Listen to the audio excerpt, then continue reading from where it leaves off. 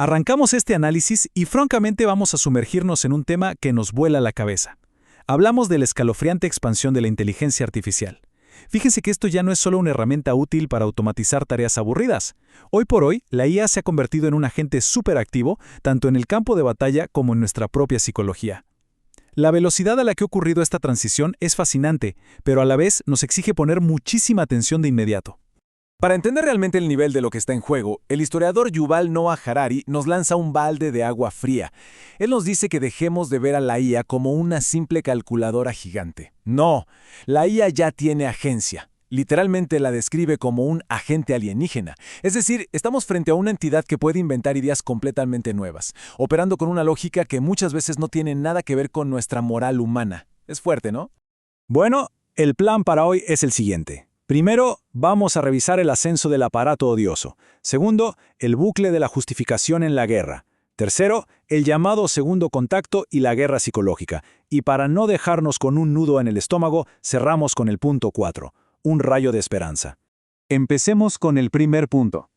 El ascenso del aparato odioso. El economista Yanis Varoufakis usa un término que da justo en el clavo, el aparato odioso. ¿Y de dónde sale esto? Básicamente surge porque los gigantes tecnológicos nos han convertido en una especie de siervos digitales. Cada minuto de nuestra atención alimenta lo que él llamó un enorme capital en la nube. Y ojo aquí, porque ese capital concentrado se está expandiendo de forma silenciosa hacia sistemas de control militar y psicológico. Es una locura cómo esta tecnología centraliza el poder casi sin que nos demos cuenta. Pasemos al punto número 2. El bucle de la justificación y cómo esto llega a la guerra física. Piensen un segundo. ¿Quién rinde cuentas cuando una máquina elige un objetivo militar? Este es un vacío moral gigantesco. Varoufakis nos recuerda incidentes horribles, como el bombardeo en Minav. A menudo cuando suceden estas tragedias, resulta facilísimo echarle la culpa al algoritmo. Pero la realidad es que culpar a la IA sirve como una excusa perfecta para esconder lo que en el fondo es un fracaso burocrático, político e inmoral, evadiendo así la responsabilidad humana.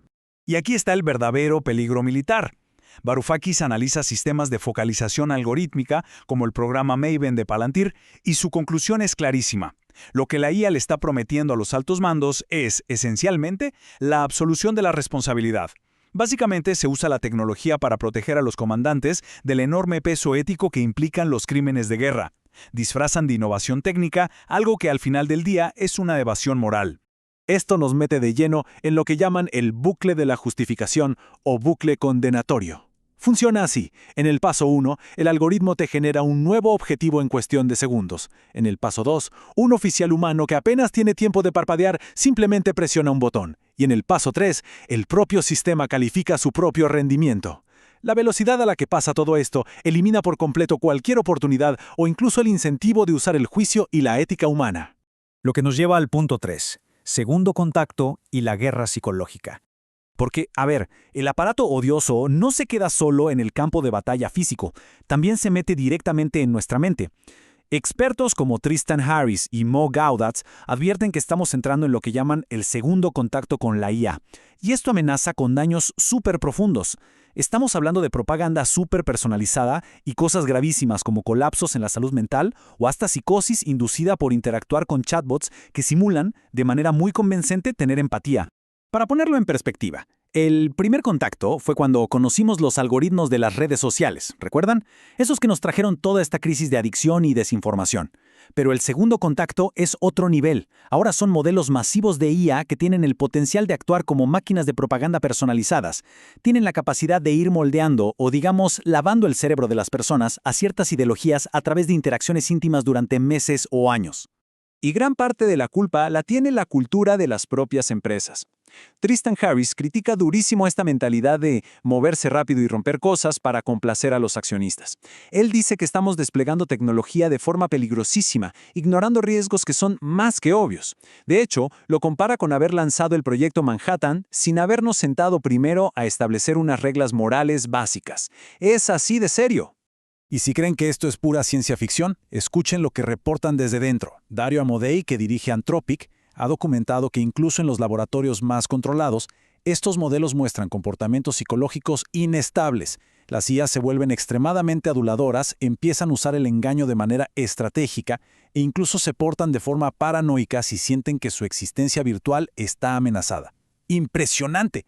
Pero bueno, respiremos un poco. Vamos a la sección 4. Un rayo de esperanza. A pesar de todo esto, no estamos condenados. O sea, asumir que el desastre es inevitable sería un error. Ya hay desarrolladores trabajando en soluciones concretas como la higiene de IA.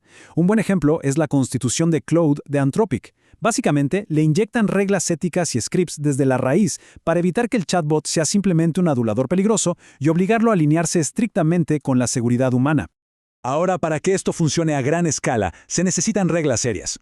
Harari y otros expertos piden que tratemos a la IA como si fuera la industria farmacéutica o la de aviación.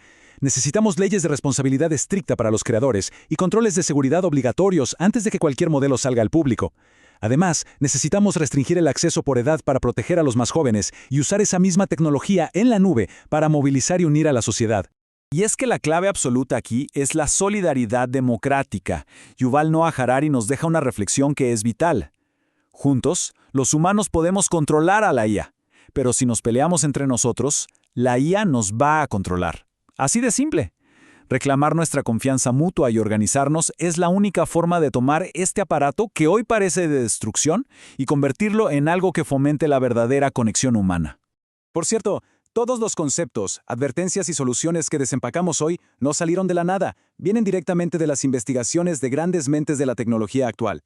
Nos basamos en los análisis urgentes de Yuval Noah Harari, Dario Amodei, Yanis Varoufakis, Tristan Harris, Mo Gaudat y Andrea Iorio. Y para cerrar este análisis, nos queda una de las preguntas más críticas de nuestra era. ¿Seremos capaces como sociedad de unirnos y establecer una base moral firme antes de soltar por completo a este Dios en una caja?